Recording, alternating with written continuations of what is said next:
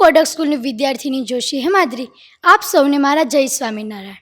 ભારત સાંસ્કૃતિક, સામાજિક, ઐતિહાસિક ધરોહરના શિલ્પીઓમાં અખંડ ભારતના શિલ્પી સરદાર વલ્લભભાઈનું નામ સદાય સુવર્ણ અક્ષરોમાં કંડરાયેલું રહેશે. વર્તમાન સમયમાં આપણે જ્યારે રાષ્ટ્રીય વિરાસત અને ભારતીય સંસ્કૃતિને ભૂલતા જઈએ છીએ, ત્યારે તેમના વિચારો કે લખાણો દ્વારા ઉપદેશ આપવાને બદલે નક્કર કામ કરીને તેઓ ઉપદેશ આપવાને બદલે અખંડ ભારતના શિલ્પી તરીકે તે જાણીતા છે. આમ વલ્લભભાઈ પટેલનો જન્મ 31 ઓક્ટોબર ઈસવીસન 1975 રોજ તેમના મોસાળમાં નડિયાદ મુકામે થયો હતો. તેમના પિતાનું નામ ઝવેરભાઈ તથા માતાનું નામ લાડબાઈ હતું. માતા પિતાના ચોથા સંતાન એવા સરદાર વલ્લભભાઈનું મૂળ વતન આણંદ નજીકનું કરમસદ ગામ. સ્વામિનારાયણ સંપ્રદાય સાથે જોડાયેલા પિતા ઝવેરભાઈ 1857ના સ્વાતંત્ર્ય સંગ્રામમાં પણ સક્રિય હતા. તેમની આ દેશદાસ બાળપણથી જ તેમના સંતાનો, ખાસ કરીને વલ્લભભાઈમાં પણ ઝીલાઈ હતી.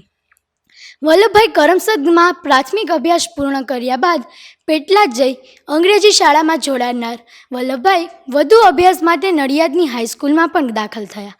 નીડર સ્વભાવ, રમૂજ વૃત્તિ અને અન્ય સામે વિરોધ ઉઠાવવાનો તેમના અનેક દાખલા તેમના સ્કૂલ જીવનમાં જ જોવા મળે છે. 15 ઓગસ્ટ 1947 ભારત વર્ષો બાદ બ્રિટિશ સરકારની બેડીઓમાંથી આઝાદ થયું, પરંતુ અંગ્રેજોનો ઈરાદો હતો કે ભારત આઝાદ તો થાય પરંતુ એક ન થાય. આમ તેઓ નાના નાના દેશી રજવાડાઓમાં વેરવિખેર થઈ જાય.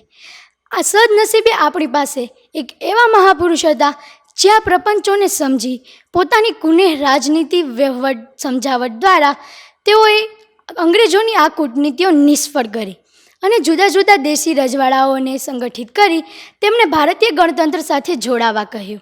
ખરેખર આ મહાપુરુષને આપણે સાચા અર્થમાં કહી શકીએ આધુનિક ભારતના શિલ્પી. તેમણે ન તો માત્ર વિભાજિત ભારતને સંગઠિત કર્યું, પણ જૂના શાસન તંત્રમાંથી અંગ્રેજીપણાને દૂર કરી નવી ભારતીય શાસન પ્રણાલી પ્રસ્થાપિત કરી. તેમનો જન્મ એક સામાન્ય ખેડૂત કુટુંબમાં થયો હતો, પરંતુ તેઓ આખા ભારત દેશમાં ખેડૂત કુટુંબોને સંગઠિત કરી તેમણે ભારતની સ્વતંત્રતાની ચળવળમાં જોડાવામાં તેઓ જવાબદાર હતા. આમ તેઓ સ્વરાજની સિદ્ધાંતોની સાથે સાથે સુરાજના સિદ્ધાંતોને પણ પ્રોત્સાહિત આપતા હતા. તેઓ આપણા સૌના લોકલાડીલા તે હતા સરદાર વલ્લભભાઈ, ભારતના લોખંડી પુરુષ. સમગ્ર ગુજરાત માટે તે મહાપુરુષને શ્રદ્ધાંજલિ રૂપે એક વિશ્વકક્ષાનું સૌથી વિશાળ સ્મારક અર્પવું એ આપણા સૌ માટે ગૌરવપૂર્ણ વાત બની રહેશે. આ એક એવું સ્મારક કે જે સ્ટેચ્યુ ઓફ લિબર્ટી ન્યૂયોર્કમાં તેમના કરતાં બમણી ઊંચાઈ ધરાવતું, તેમજ રિયો ધ જનીરોના ક્રાઇસ્ટ રિડીમરના 5 ગણું ઊંચાઈ ધરાવતું, તેમજ સરદાર સરોવરના 1.5 ગણું અને સરદાર સરોવરના ઊંચાઈ કરતાં 1.5 ગણું તેમજ 60 માળિયા જંગી મકાન જેટલું આ સ્મારક ભારતના લોખંડી પુરુષ સરદાર વલ્લભભાઈનું જીવન અને હિંમતનો અને તેમણે અર્પેલી દેશભક્તિનો સૂચવે છે. વિરાટ પ્રતિમા જે વિશ્વ અને ભારતને આવનારી પેઢીઓને તે સૂચવે છે કે આપણે ગાંધીજીએ સરદાર વલ્લભભાઈ માટે કહ્યું છે કે મને જો વલ્લભભાઈ ન મળ્યા હોત તો આજે જે થયું છે તે ન જ થાત, કારણ કે મને એમનો એટલો અનુભવ તેમનાથી જ થયો છે. ભારતમાં રાજકારણીઓએ તેમના આવા રાષ્ટ્રપુરુષોના જીવનમાં આદર્શોને ગ્રહણ કરી તેઓ પ્રશાસન માટે કટિબદ્ધ રહેવું જોઈએ. સરદાર વલ્લભભાઈ જો આપણા દેશના વડાપ્રધાન બન્યા હોત તો આપણા દેશની આવી અવદશા ન જ થાય એવું વારંવાર કહેવાનું મન થાય.